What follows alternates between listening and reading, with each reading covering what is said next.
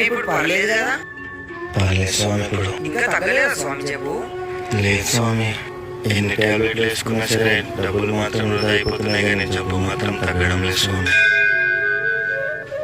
స్వామి నేను ఒక మంత్రం చెప్తాను, టాబ్లెట్స్ చేతిలో పట్టుకొని 3 times చెప్పి వేసుకోండి డైలీ. సరే స్వామి. ఓం త్రయంబకం యజామహే సుగంధిం పుష్టివర్ధనం ఊర్వారుకమివ వందనాం మృత్యోర్మోక్షేమామృత. వేసుకోండి స్వామి.